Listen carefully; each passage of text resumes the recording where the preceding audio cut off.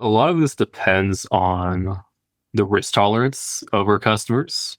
And I'd say especially within kind of very like innovative sectors where these companies are looking to, take a chance to get to market faster, space, aerospace. I'm talking about like defense, type aerospace and space in general. The commercial aerospace sector, there's definitely a lot of regulations, right? FAA is a big part of that process for verifying and qualifying parts.